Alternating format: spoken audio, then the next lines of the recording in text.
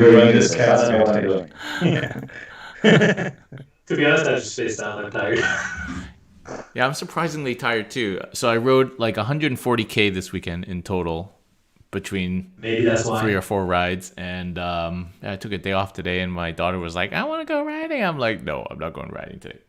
Humble brag. Yeah.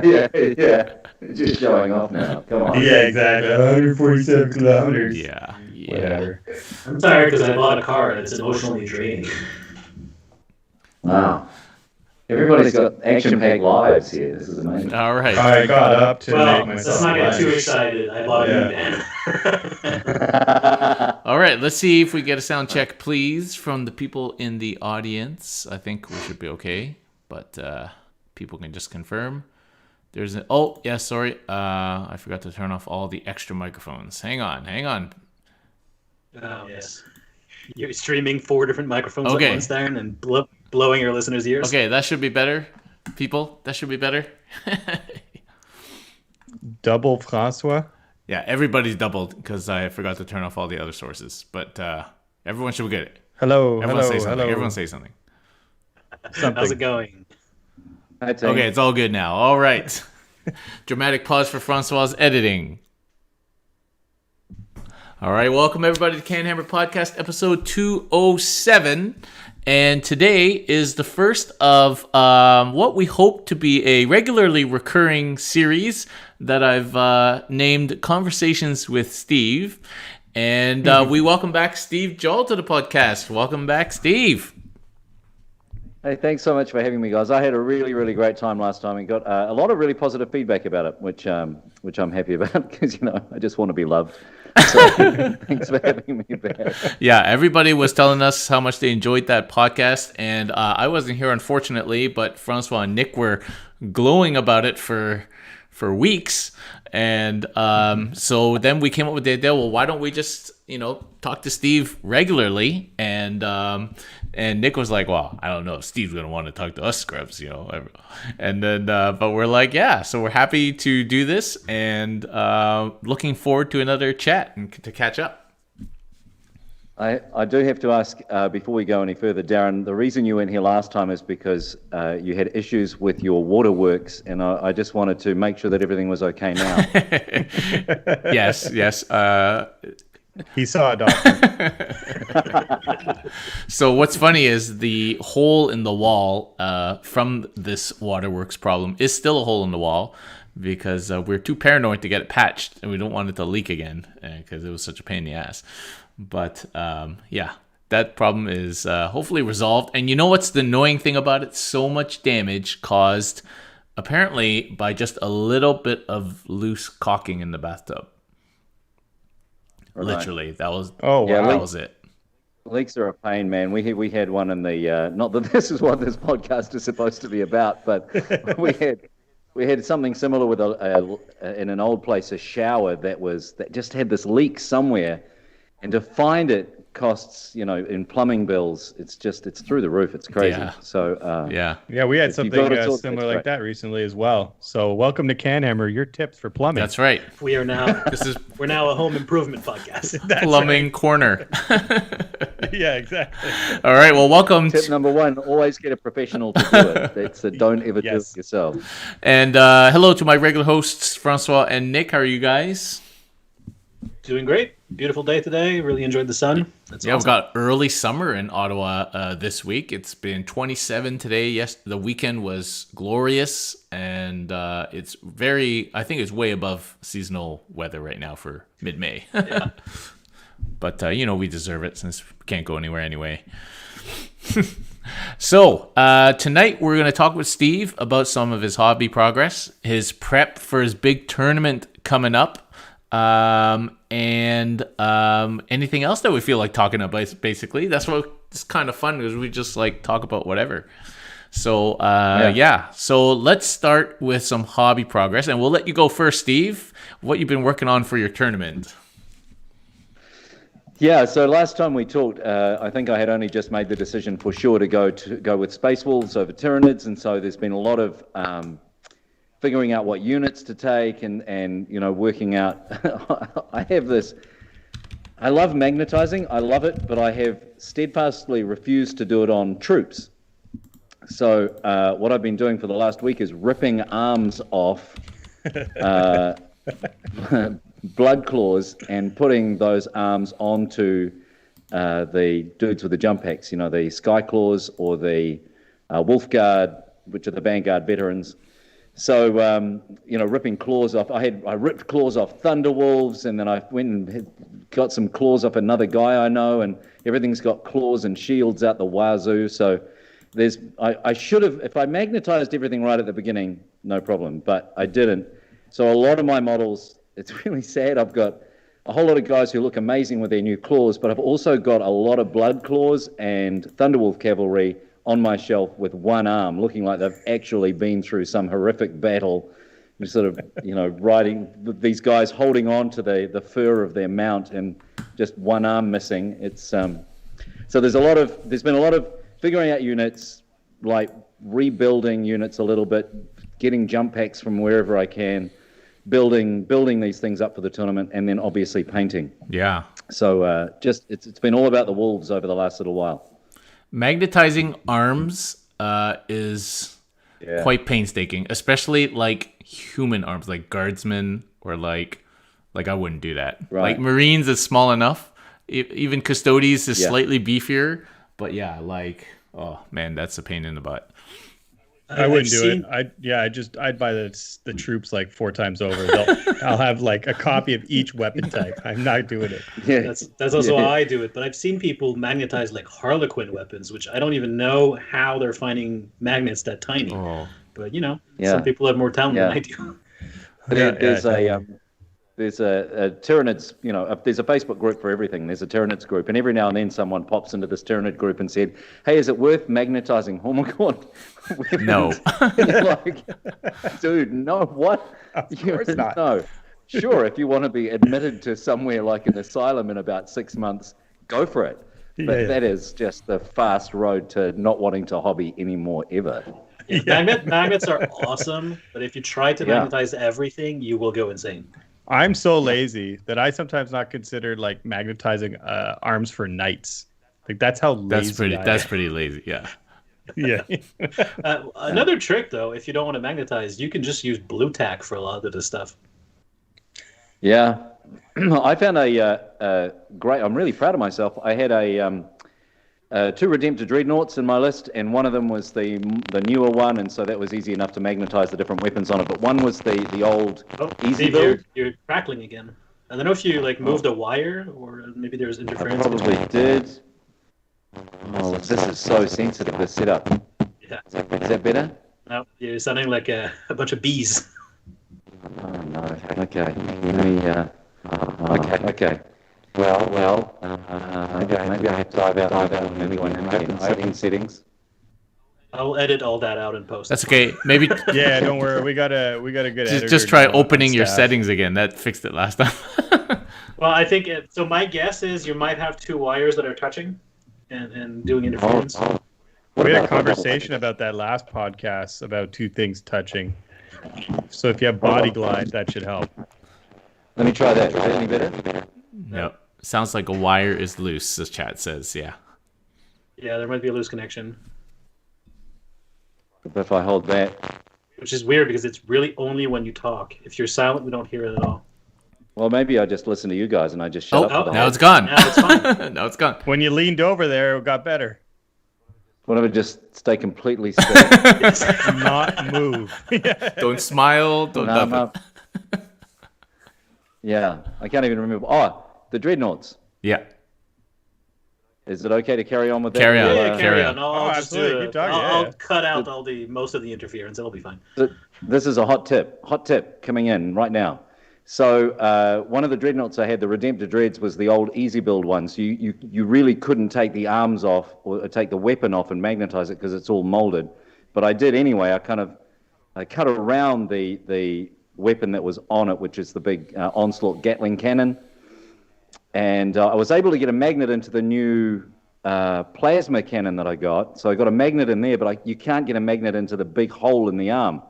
So I went and found just a really slim piece of metal, which actually was a hanger for a picture on a wall, one of those little metal bits that hook around, and just cut a piece off that and super glued it on so that there's a metal base on the arm, and then the magnet sticks to that metal base, and it's worked out really well. Oh.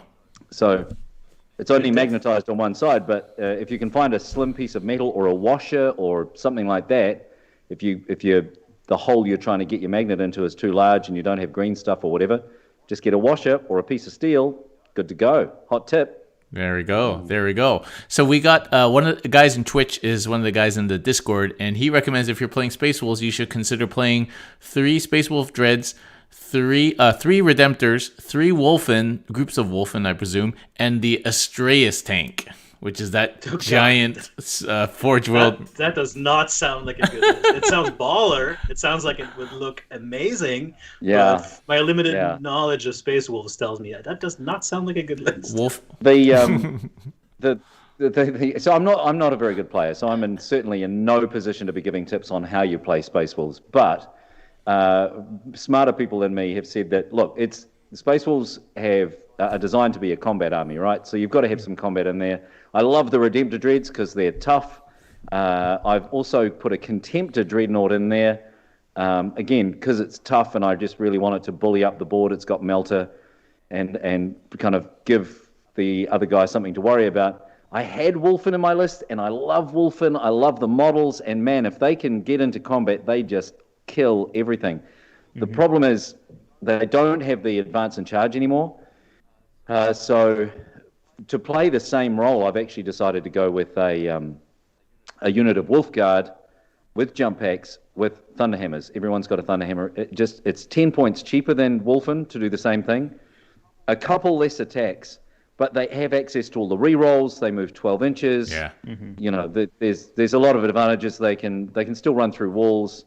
But the main thing is, if they're standing near your captain or your chapter master, they get the rerolls, which your Wolfen don't get because they're not core anymore. Wolfen aren't core. They gave the core keyword to the Thunderwolf Cav and took it away from the Wolfen. So they're...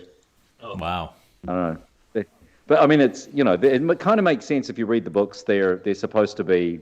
They're not really part of the Space Wolves. They're crazy. They're crazy. They're crazy, fired up, adrenaline-fueled killing machines that are just... So the idea that they would be motivated any more than that by a captain standing there telling them, work harder, do better. As a Thousand Suns player, that's my impression of all Space Wolves. And I'm glad I sold them all to Nick. Yeah. Look what I got here. Oh, yeah. I noticed this. First thing I noticed. For the people listening to us without visual, Steve was just holding a Magnus the Red. That was just for Nick. It's like fan service for Nick. A very nicely painted Magnus the Red on his shelf behind us. I was very proud. So I am very proud. So what I'm going to do now is show an image of your team logo for this tournament, which you posted on Facebook, and it's quite awesome. I'll cover my own face with it here. But yeah, Murderous Hurricanes. So how did you guys come up with that? Because that's pretty cool.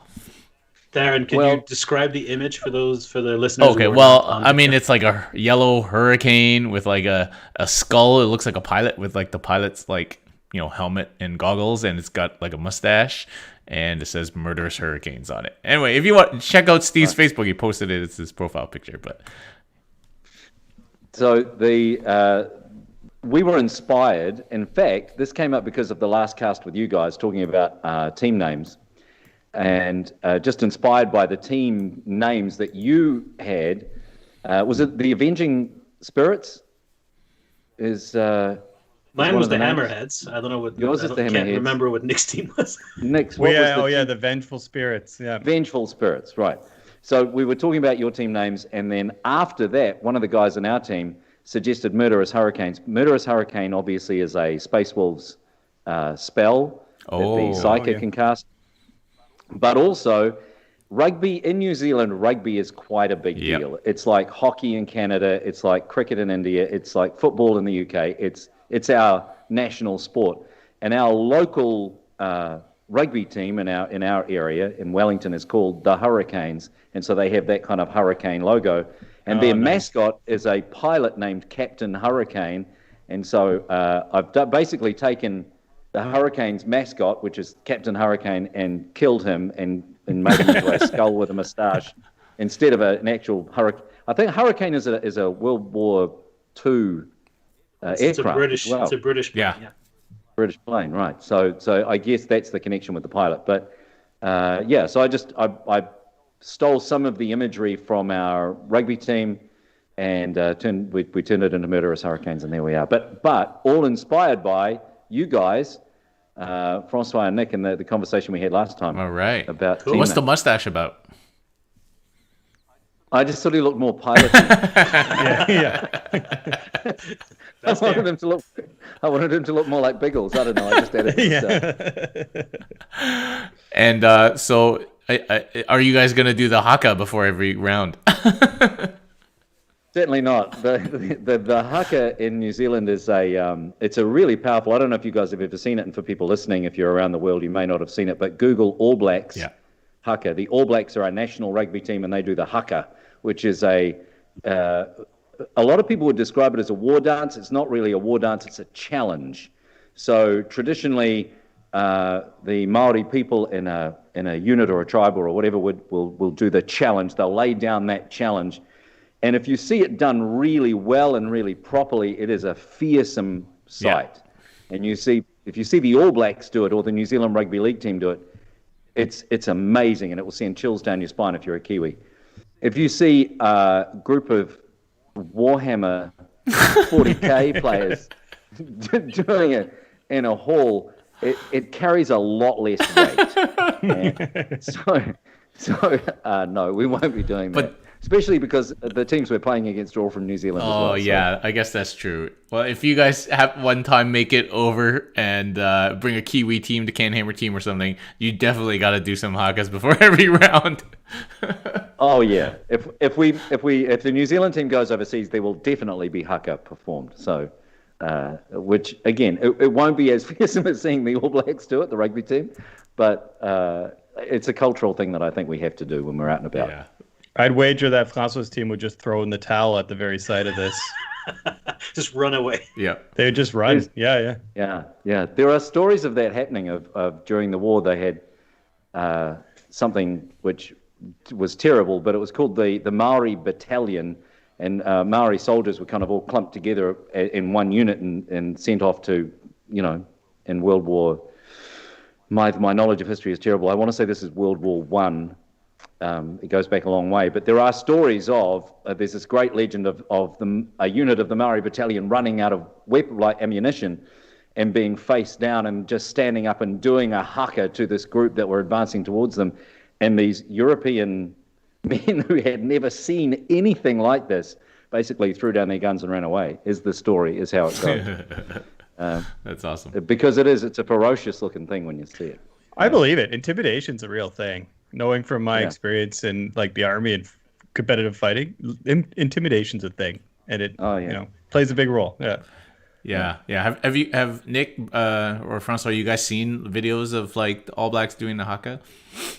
Well, not the All Blacks, but I've seen. Maybe the All Blacks. I don't know, but I think I've seen videos of it before for sure. Yeah, it's pretty cool because like these guys are all massive, first of all, and they're all they're like huge. Super like into it, and like tongues are sticking out, and it's pretty cool. And the other team's always trying not to be psyched out, but they're always a bit psyched out. Yeah, and it also works on another level because the All Blacks are usually like one of the best teams, so they're probably gonna win as well. You say usually? Did you say usually? Oh yeah, sorry. They're always the best team. Yeah, absolutely. So rugby's pretty big, but other teams do it and they do it really well. But I don't know if our 40K team would be able to get off with it. To be fair. So, are you guys doing any other prep for the tournament other than making sure your models are painted? Team tournament. Some people will go pretty hardcore, write down matchups and stuff, and. We'll definitely be doing that. Again, we talked about this last time, but you guys have more experience than I do with playing teams, tournaments, teams events. I've only played one really, but yeah, there's a lot of prep that goes in. We had just a 1-day event recently, and I was thinking of you, Nick, because you talked about taking your team's list to LVO to practice for a teams event, I did my teams list, which is very much tooled to take on one type of army, and I took it to just an all-comers one-day event. In the second game, I came up with the exact list I was unable to play against. Like, it was the exact opposite of what I would want in a teams event, which kind of gave me a good, taste of how things go. But so yeah, playing, practicing, and there was another tournament over the weekend that I wasn't able to go to, but a bunch of the guys from my team did. So now that that's done, we've got 2 weeks to go till our teams event. So yes, we're going to be spending a bit of time going through all the lists of the other teams which are available now on Down Under Pairings. We go through them all. I've already done my lot, go through everything, and in each team see which armies I feel good about, see which armies I definitely don't want to face, and which ones I'm on the fence with. So that's a big part, obviously, of the prep for the event going forward, right? And that kind of preparation is really, at team events, what can win or lose you rounds, because you don't necessarily have time, as the pairings are happening live, to go do a deep dive into every list on the other team. If the other team's got 5 lists and you just found out you're playing against them, sometimes for the captain anyway, doing the pairing, it can be really frantic trying to figure out, well, which of my guys are green or yellow or red against which list. And if you've looked at the list and taken the time to put in that effort and that preparation, and your players are familiar, at least roughly, with every single list out there, they can quickly tell you, well, this one's a green, this one's yellow, this one's a red. And then as the captain, because that's what I was doing, I was assigning the pairings, so helpful. Yeah, you definitely don't want to be doing that on the spot, for sure. Like, before a tournament, similar to all this prep, I mean, you can't always go through every single list of the tournament like with a fine tooth comb. But what I'll ask everybody to do, because you can't be an expert in everything, is like mark down every list gimmick, because I feel like that's the one thing that might trap you if you're playing a game. So sometimes there'll be like this one relic or this one little thing they have in there that, if you're not familiar with the army, they might have, that might be, that could get you into some trouble. So I always try to write down, what's this one gimmick they're aiming for, so that you're not caught off guard game day, or when you're assigning pairings, or when, buddies going into that pairing. Because like I said last time, that really bit me in the butt before. And I could remember back to Warhammer Fantasy even when that bit me in the butt. So definitely worth. Yeah, I do. I think that's probably the big thing for me, because I don't play as often as a lot of the other guys do, and I don't have the knowledge of the other armies. And this is the I've lost a bunch of games just purely based on I don't really know what the army I'm playing against does. If you go to a tournament, and that's why I think one of the great things about the teams tournament that I'm really looking forward to is I kind of can gear myself towards armies I'm more used to and more familiar with. And maybe avoid like Drukari and any of the others that, well, you know what I mean? It's just kind of, if you're going to an event where there are 50 players, and it's an all-comers event, to go through all 50 lists with no real idea of who you're going to come up against and when you're going to come up against them, and try and figure out a strategy against every single one, that's really challenging. But for me the other day, to go through 50 lists, but team by team, and go, okay, well, that just has too many guns. For Space Wolves, that's going to be bad. That army, I really don't know about it, so I'm going to have to ask my captain, because they'll be familiar with it. So it means that I can go, in every single team, there were a couple of lists I thought, yep, I'm familiar with playing against them. I can go up against that. I think I can either win that or at least get some decent points out of it. Then there are a couple of armies which I know I really want to avoid, and I'm only going to come up against them if that's the throw me under the bus kind of, team that we play against. So you get to go team by team and kind of work it out. And I find it much easier for my very small brain than going through, 50 lists and trying to, as you said, Nick, catch the relic or the trick in every single one of them without knowing really if you're going to come up against it. It's hard to motivate yourself to do that when you just don't know who you're playing. Yeah. Do you guys have you guys assigned each other roles? Like, is there one fall guy who's going to take all the Drukari matchups, or so because every team's got to have one of those guys. Yeah, I think it's To be honest, I don't know. Last time it was me, and so this time it might well be me as well. But I think actually the roles are going to be shuffled around a little bit. We just had, as I mentioned, we just had a tournament here in New Zealand over the weekend, in Wellington over the weekend, and there were a bunch of guys there. And we had a Drukari player from our team who is one of the top-ranked players in the country. He's very good. He's always been very good with Dark Elder anyway, and he shifted back to Drukari. And then we've got another guy who's an AdMech player who those two ended up playing each other at the top table in the final game, and the AdMech player beat the Drukari guy. So I've now said, okay, looks like we know who's playing Drukari in every game that we play. You've just nominated yourself to take on Drukari. AdMech apparently are a great counter for them, I was reading this morning. Yeah. So, and I'm guessing because of the timing, the new AdMech book won't be legal at that tournament, so you'll still be working with the old one. Yeah, I can't tell whether he's disappointed about that or it's probably a good thing, right? Because he's super familiar with AdMech at the moment. If you've got a brand new book, I've made this mistake before going into a tournament with a brand new book, and you're like, it's just you're kind of half familiar with the army, but there's just so much stuff you don't know how it works. Yeah, in this particular case, it's probably a plus. You can always tell in a tournament when like somebody's baffled and they're just flipping through their stratagems, trying to pick one for that situation. You're like, I think that guy's a little new with the book. Yeah. Well, it's when the new Space Wolf book dropped, it was just fit into the time frame to be legal for me to go to a tournament with it. And again, I'm not a great player, but one of the things that I found was coming from the old index. Remember they had the index that came out, which was really just a few free pages you could print off their website. Went from the index to the book, and I made a bunch of mistakes because I thought, okay, I'm going to charge, say, Ragnar or one of my characters. I'm going to charge him into combat and he'll kill that thing. But actually, from the index to the book, a lot of those guys came down in power and killing ability, and it took me ages to get my head around how to play them again, because you couldn't just charge in and rely on killing a thing. It also didn't help that I completely forgot that Murderfang rerolls his wound rolls. So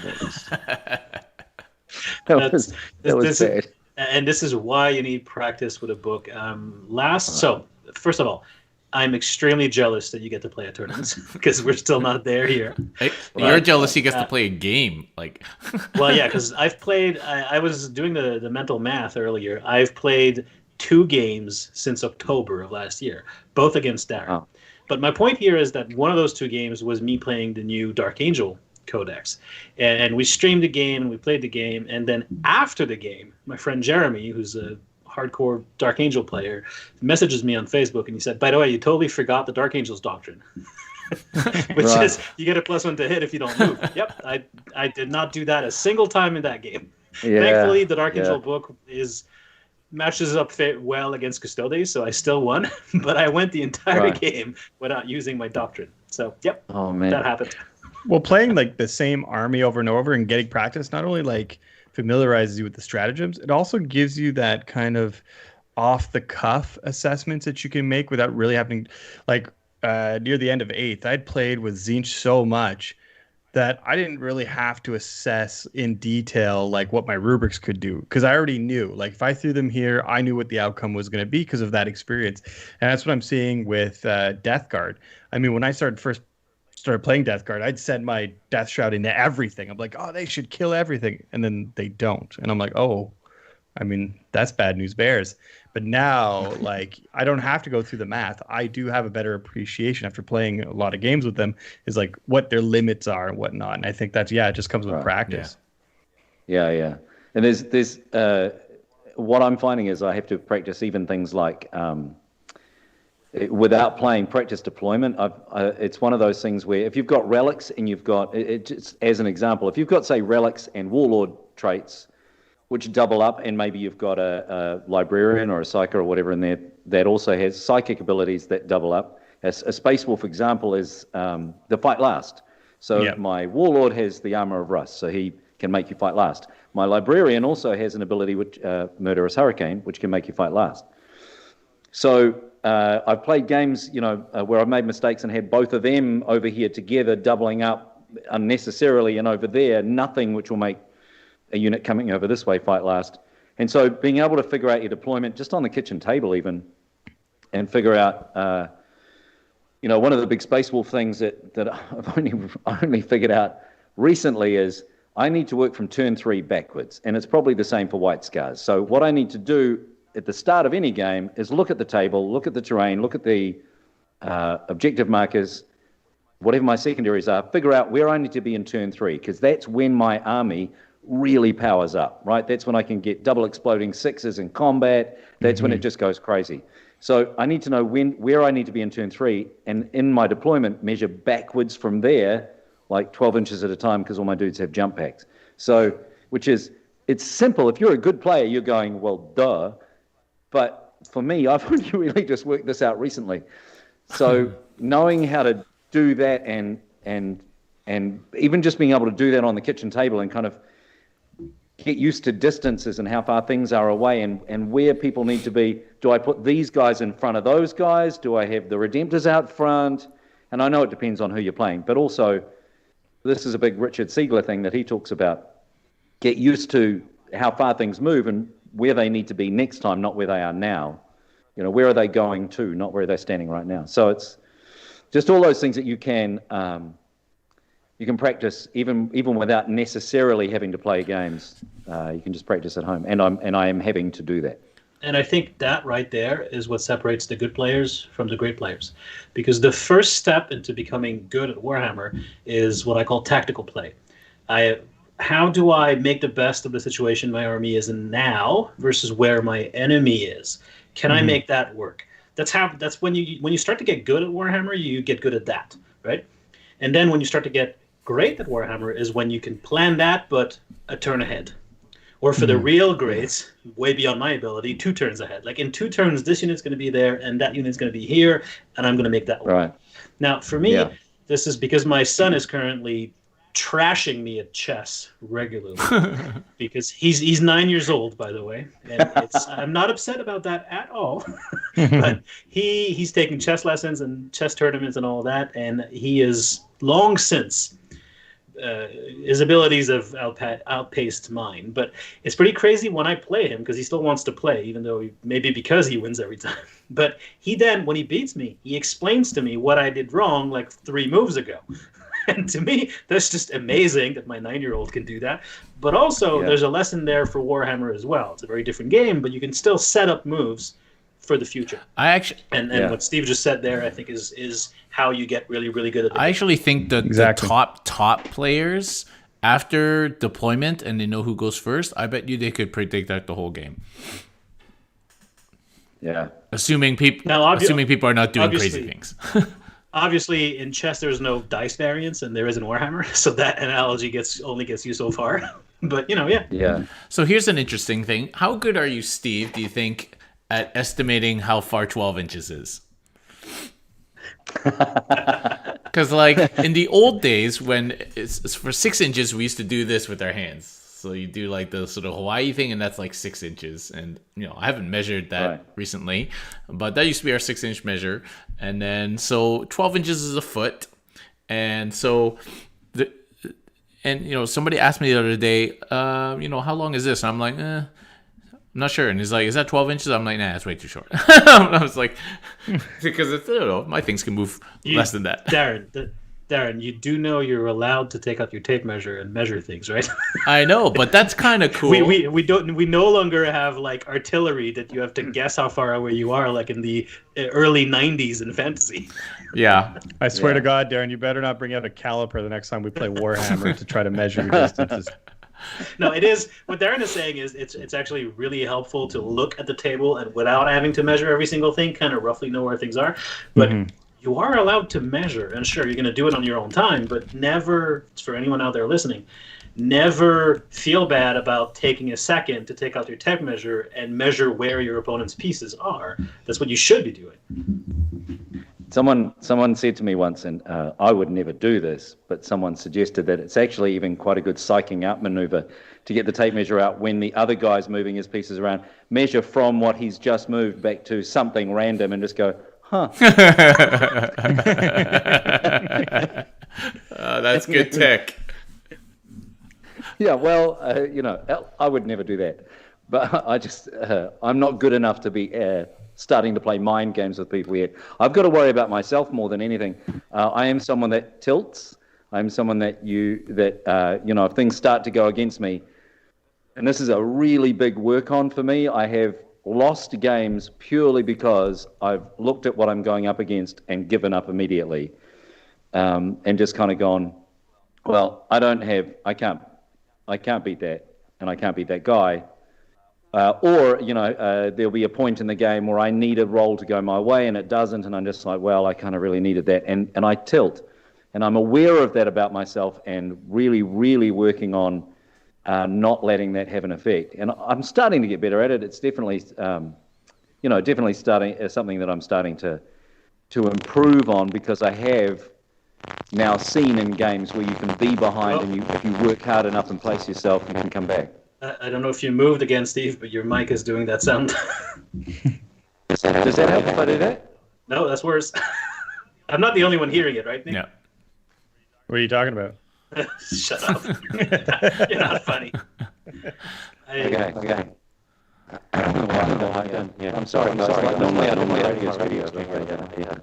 No, it's both buzzy and echoey. I don't know if it's a loose connection or wires overlapping. And it's weird that it would just like happen and then like go away. Yeah. Tech. Is it connection related? Tech stuff. There's a gremlin in Steve's Ghost house. in the machine. Yeah, let me try that. That's better already. There we go.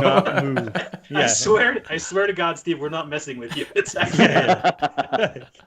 yeah, let's take this professional radio guy who thinks he knows everything about sound and just mess with his head a little bit. Especially after I just said I'm so tiltable and yeah, exactly. Look, these guys are really fucking with me. I can't. Exactly.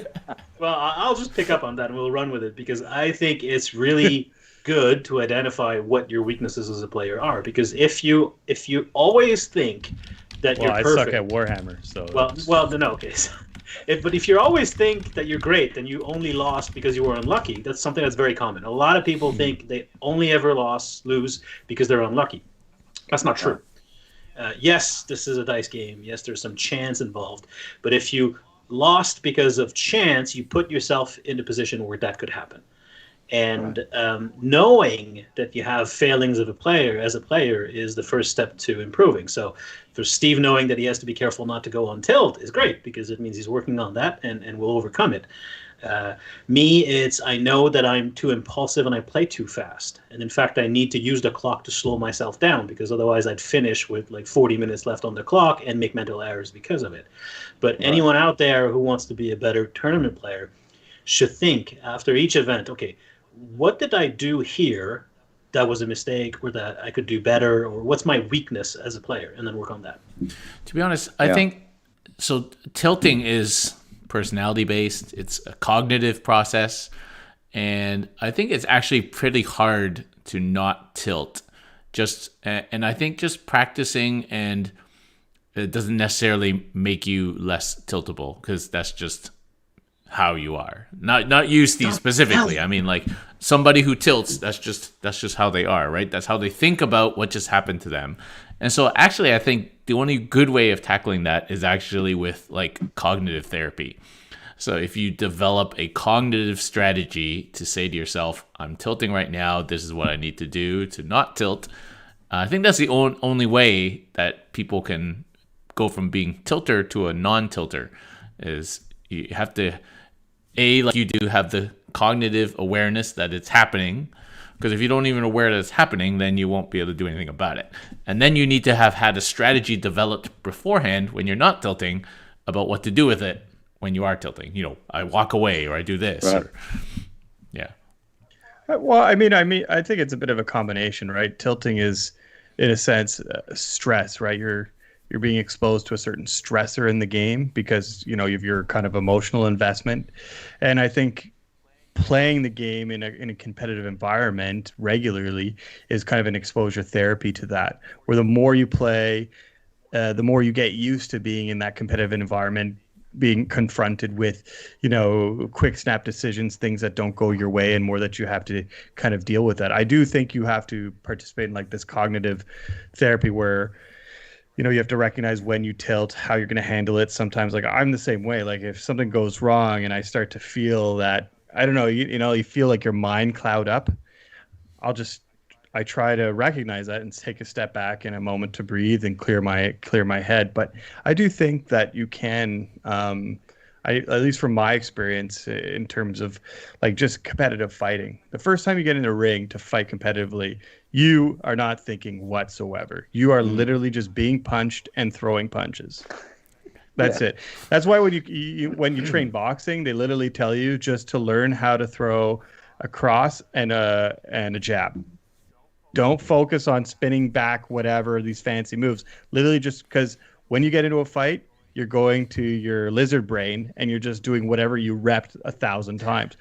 But as you get more familiar with it, after you've been punched a lot, been exposed to that a lot, then you can start to be a bit more mentally aware of what's going on. Oh, he's doing this, he's doing that. You can, counter with something like that. You know how to kind of feint and draw him in to throw in a cross.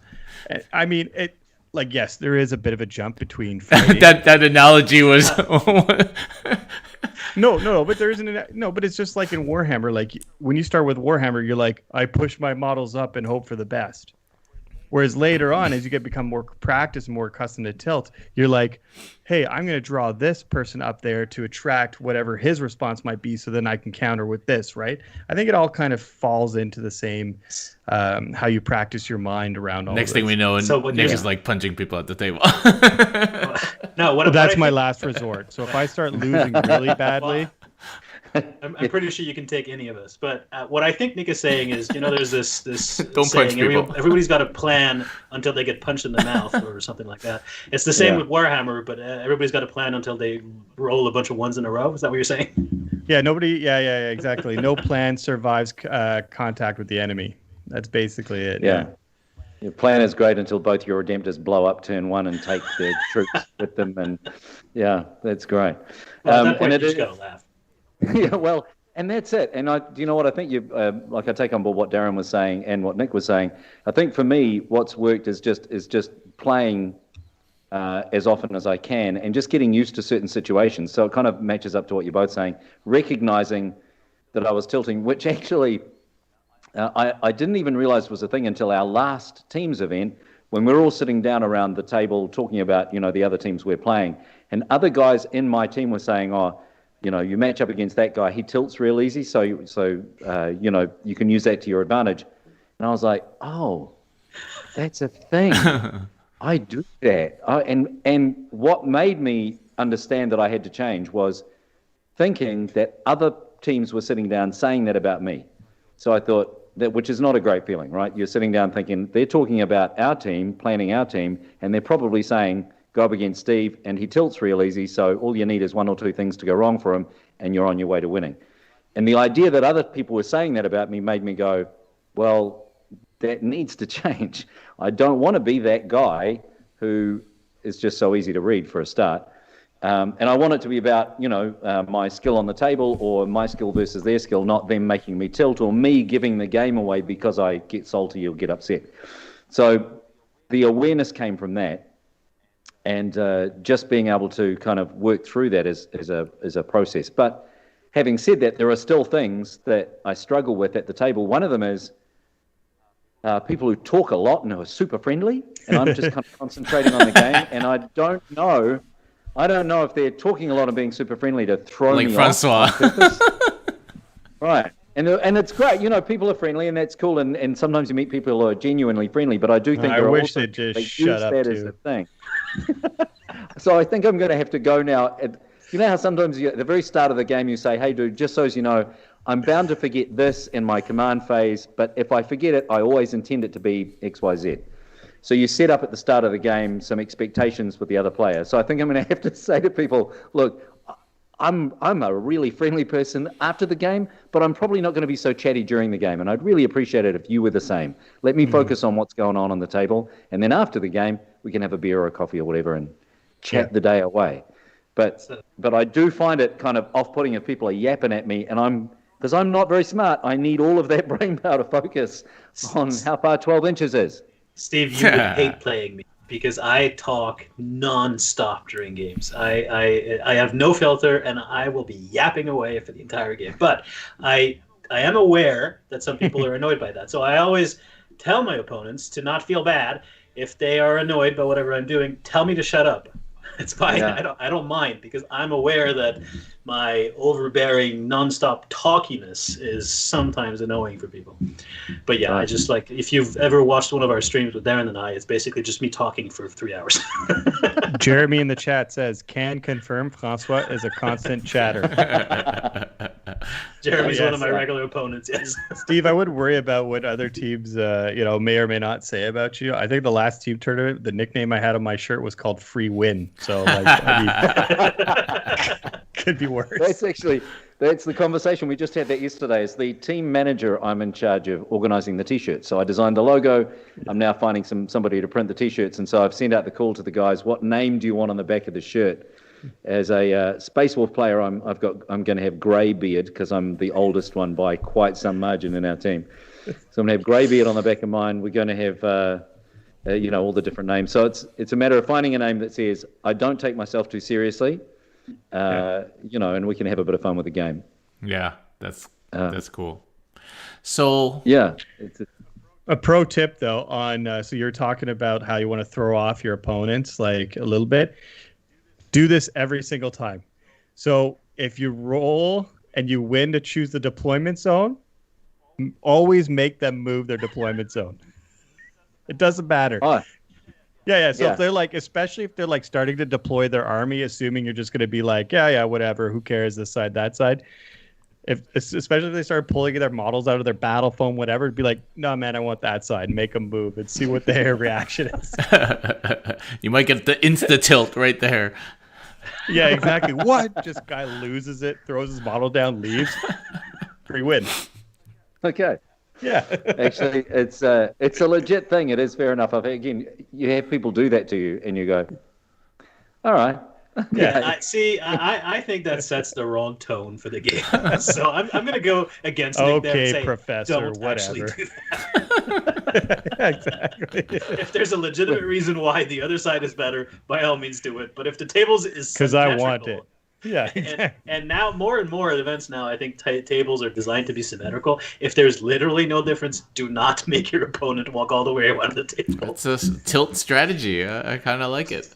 Especially at LVO when the rows of tables are like 50 to 100 feet long. You have to walk around. So you're making them walk 100 meters. And in the current environment where people have to stay several meters away from each other. Yeah, so exactly.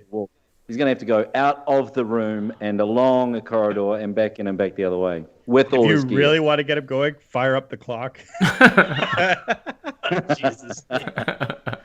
Actually, do you know what? That's something I've never played with the play clock. This is the play clocks in New Zealand are really not in use very often. Oh, interesting. I've never had a game with a play clock. They're basically standard over here.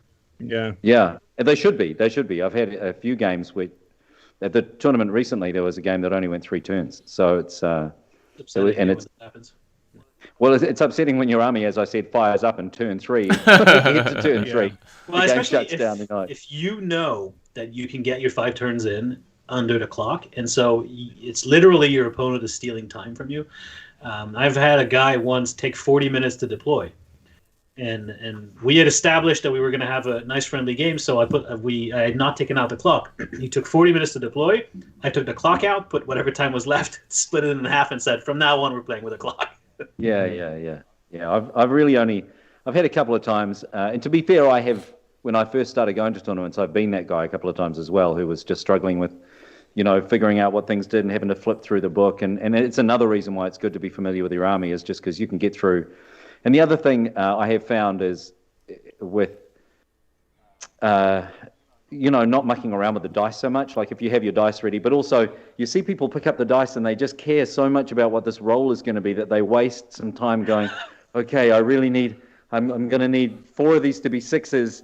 Otherwise, this thing is going to explode. Oh, man, come on. It's like, just pick them up and roll. It makes no difference. Just roll the dice. In the tray. They're appeasing the dice gods. Maybe it makes a difference. There's only 3 dice, so buddy, it's not going to happen. Yeah. Blowing, you know. It is.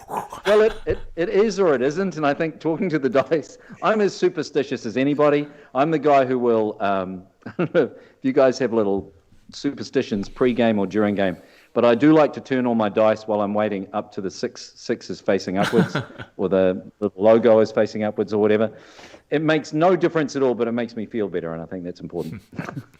All right. Well, in our last little bit here, Steve, first of all, I want to wish you guys good luck on your tournament, and we will chat about it after the tournament, which is really cool. Thank you. And so are you able to give us the down low on season 2, when it might be coming? You know, any sneak peek people? I've got a lot of the guests. So Darren's talking about 40K game changes.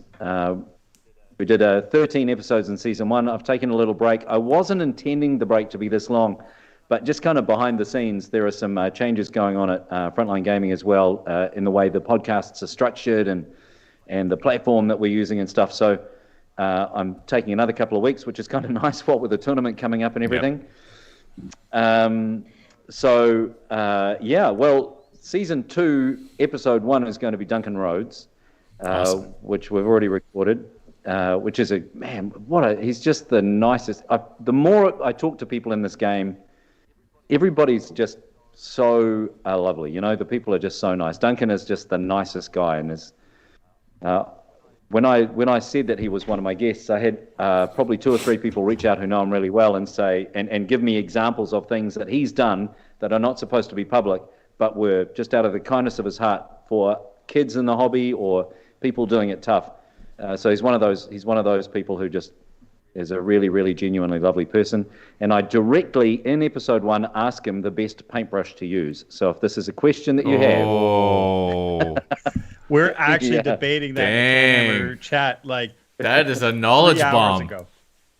Yeah. All right. Well, if it's and when he says what it is, it's like, well, if it's good enough for Duncan, it's good enough for me. But I'm going to make you listen to the episode. We've also got the guys that created CanHammer are going to be on one of the episodes. We've got just a bunch of people like Adam Abramowitz, who's the captain of the US team. Or the coach of the US team, and also plays a big role with the Army Painter. Yep. Mm-hmm. He's on one of the episodes. We've got a bunch of people, and there are a couple of other people I'm still chasing down. But it's a good 12, 13 episodes already set up to go. That's awesome. Oh, Duncan Rhodes giving us his brush preference. Jeez, that's well. And now we know it might not be GW. Well, I don't know if you guys have watched, but you know when he first went out to the painting academy, and he set up in this painting academy videos, and he starts painting a model, and he goes, and now I'm going to use the Army Painter Regiment brush, and I'm like, what the hell? Yeah. It seems so weird to have Duncan using something other than the GW, the Citadel products, and he's using other paints and other brushes, and I'm like, okay, so now that you're not at GW anymore, you can just tell us the truth, which is the best. Exactly. So I remember I was at Adepticon, 3 years ago, and I was heading for the lunch bar thing, and he was waiting in line, and he wasn't with anybody. Nobody was talking to him. He was just standing there in line. And so I'm like, I think I was with someone. I was like, I should go say hi to Duncan. You know, I wanted to. And I was like, the last thing he probably wants is a bunch of random people bugging him when he's waiting for lunch. So I didn't end up going say hi to him, which I regret now. But he was just standing there minding his own business, waiting for lunch. Because we know the answer to this brush question already, had you gone to talk to him. That's right. You wouldn't need to wait a couple of weeks for episode 1 of 40K Game Changers. I want to say that's a real Canadian and Kiwi, New Zealand thing. New Zealanders are the Canadians of the South Pacific. We're just we have this reputation as nice guys. There's this really funny, famous story of the Rolling Stones coming to tour here back in the late 60s maybe. And everywhere they went around the rest of the world, people were just all over them, and they were superstars. And they came here, and famously, Mick Jagger threw a tantrum because just no one even talked to them. They would be able to walk down the street, and Kiwis were like, oh, I really want to go and say hello, but I better not. And I don't want to bug them. I don't want to make them feel uncomfortable over here. I don't want them. We're terrified that people will leave New Zealand and think we're not very nice. So we go out of our way to be super nice to anyone that comes here. So that's pretty funny. Yeah. So yeah. Well, so we had. Sorry, just to jump on that. A couple of years ago, when we were still allowed to travel, my wife and I went to a hotel in Toronto, and it was a fairly nice hotel. We were going to see. Well, I forget what we were doing, but we go to sit down to breakfast.